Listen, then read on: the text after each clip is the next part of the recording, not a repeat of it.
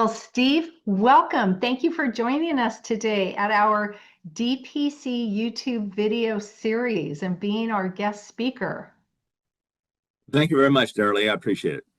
Well, and we appreciate you being here on such an important topic as strategic planning. Just before we met, I was in a meeting where, what was the topic? It ends up being strategic planning. It may not start that way, but meetings end up going that way. So it's just every day I think I'm in a meeting where strategic planning is just top of mind. So you have such an impressive bio. I think it would take our entire time if I were to introduce you properly. So what I'd like to do is just refer our viewers to our DPC website, and hopefully in our intro and outro slide, we'll have a link to your very impressive bio. But some things that pop out for me is that we see you're over 27 years of leadership as an Army officer and retiring as a colonel. So of course, thank you for your service and for your many areas of expertise. And at the top of your list of expertise, you have strategic planning and execution on strategic plans. And you're also a business coach, a certified business coach here at DPC, and you bring to your clients just so much expertise in these areas. And so we're really excited to have a quick conversation today about strategic planning. So are you ready? I'm ready. And thank you very much for the intro. Well, so happy to be here with you. So our topic today is how to develop and implement an effective strategic plan. So the first question that just begs asking is, why is a strategic plan important? Well, a strategic plan is important for a variety of reasons, but really the number one reason it's important is it provides a roadmap for the organization. And that's top to bottom throughout the organization. Why do they exist? What's their core business? What are they trying to produce? How do they attract their customers? And what is the culture within the organization? So from a CEO's perspective and a perspective of other senior leaders and managers throughout the organization, it's critical to put together a written document that's based on the values, the vision, and the mission of the organization. It provides that baseline document for everybody throughout the organization. That's why it's extremely critical for a well thought out, well-developed strategic plan for every organization. Well, and along those lines, how often should a company review their strategic planning? Well, companies should review it every year, certainly whenever there's a change in the senior leadership team at the CEO or other senior levels. Let me give you one example. When I talk about the business, the way the business operates within a particular company, I'll give you 5 examples of strategies that a company would use, and I'll give an example of companies that currently use those. Low cost.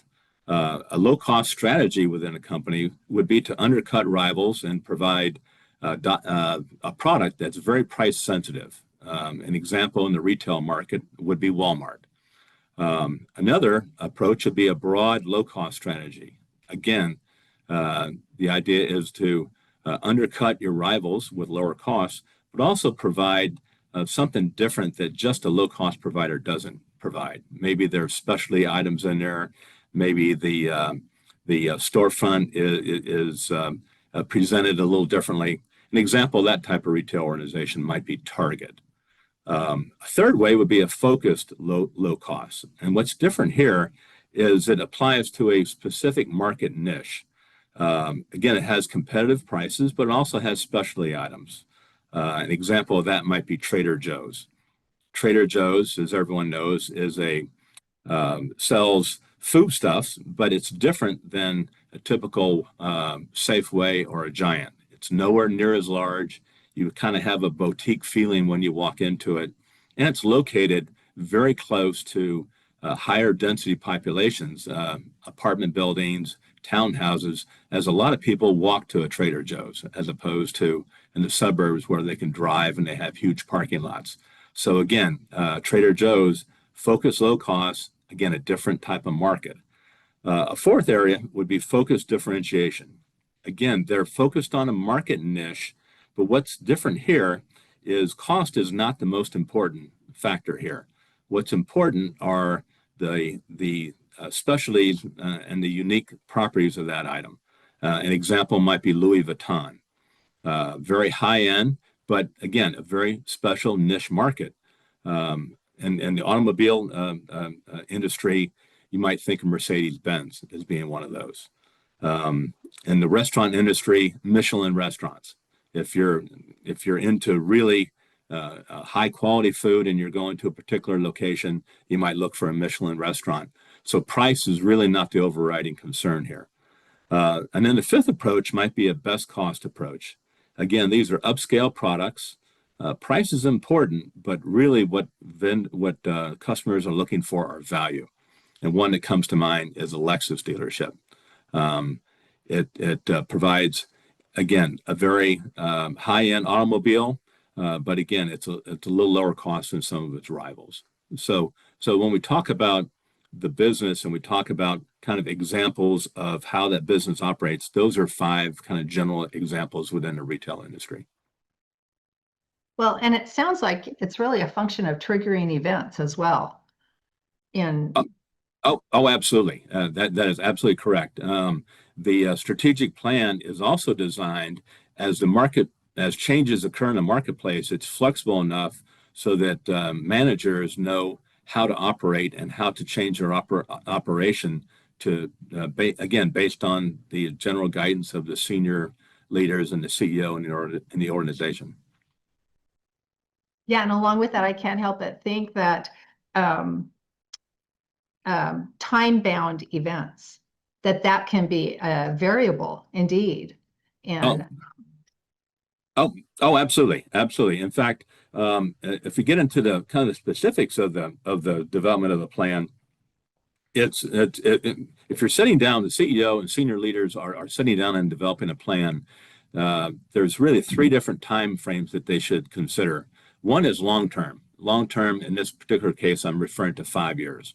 So based on the vision, based on the values, the vision, the mission of the organization, they'll take a 5-year perspective of where do we want to be in 5 years. How much do we want to grow? Do we want to go into different markets? Do we want to have different product lines? Then they'll also take an intermediate level view, which is typically a 3-year view. And then they'll take a shorter view, which is typically 1 year. Once this strategic plan has been put together, then managers at every level will then look at their particular operation, and then they will develop objectives to meet the 1, 3, and the 5-year overall objectives for the organization.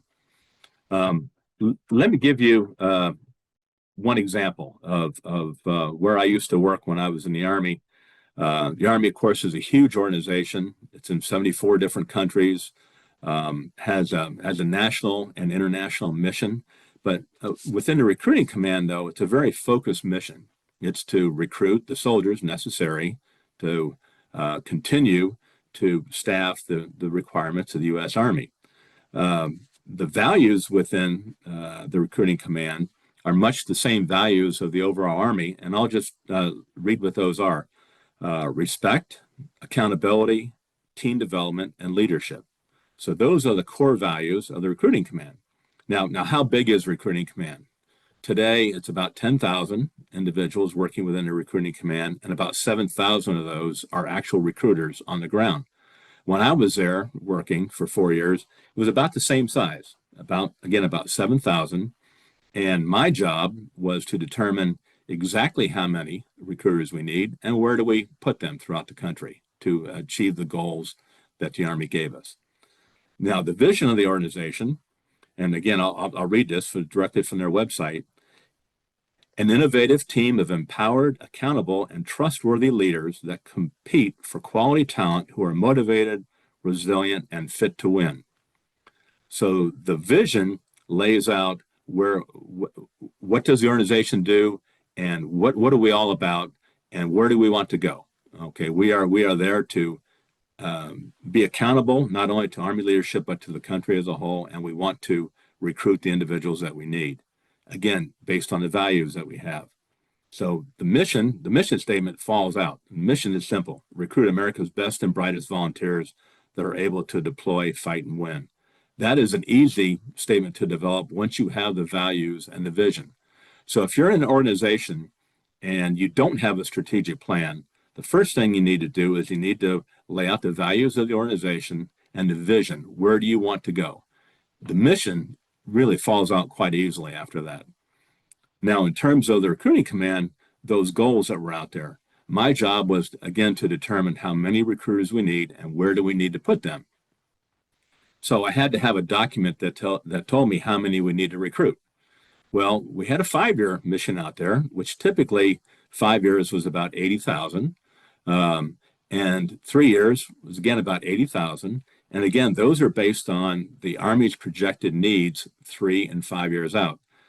Now, it's a lot more than just needs of people. It's needs of the infrastructure out there to train and deploy and all those other things. So those objectives are about the same. The near-term objectives, though, can change quite a bit. So 1 year out, now they know who's retired, who has decided not to stay in the Army. They know specific changes. So the 1 year target might be a little different than the 3 and 5 year. In most cases, it was about 85 to 90,000 that I had to recruit. So then I would back up from there and then figure out how many do we need to bring in each quarter, 6 months, 12 months, and then based on that, I would figure out exactly where to put the recruiters so that they could achieve that particular mission. So the example that I tried to give you here on recruiting, it's a high level example, but the tie-in is once you have the mission, then you set the objectives that you're trying to achieve, and within those overall objectives, you have sub-objectives for mid-level managers, and then of course all the way down to the individuals. Well, and thank you for that example. It certainly illustrates so many things that I think people get stuck on. A couple of them that popped up for me, if I may. One is, how long should a strategic plan be? Well, you've clearly identified that it may be 5 years, it may be 3 years, and it may be 1 year. And so it just depends on those timeframes. And then also the idea that, to be a leader and to come up with your strategic plan, that could be a lot of pressure. But really, clearly, you've painted for us the picture of that leadership. It really counts on the team.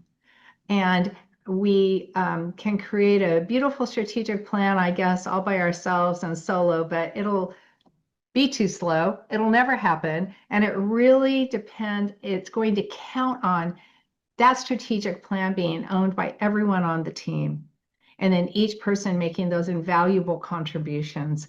So those are some of the things that really resonated for me in what you shared. And also you painted for us, not just on strategic planning, high-level planning, but a lot of these components come down to the actual business plan. And you broke it down for us where we may have a goal for 1 year, and then we have to break it down so that it's actually actionable, it's identifiable, that we all know what we're doing every day toward what goals, and that they're incremental, getting us to accomplish that beautiful strategic plan that we as a community, as a collective group, are going to accomplish. So thank you for that. Steve, is there anything that you'd like to add? You've left us with just wonderful words of wisdom. Well, yes. Well, Darlene, thank you very much. And one thing that you just mentioned that brought back was as a member of DPC, the one-page business plan is a very powerful document that, again, it is a strategic plan, and that would be the high-level document that would lay out your objectives. And again, we're talking 5, 3, and 1 year time periods. And then all the sub-objectives and other management tasks that are necessary to support those are in subsequent documents. But the one-page business plan also pulls that together. And I know DPC is a strong proponent of that. Yes, and thank you for bringing that up. And I also, kind of in the spirit of what you shared about the strategic planning, when we look at the value of the one-page document, is that it is literally on one page so that it is clear to everyone on the team. It's really a great communication piece about what are we doing, why, and by when, and so that we're all on the same page. So, well, with that, thank you so much. Steve, it Well, was a thank you, pleasure to Darley. I be with appreciate it. you today, and you have given us many gems on the value of an effective strategic plan. So thank you. I hope we'll see you again. All right. Thank you. Bye-bye.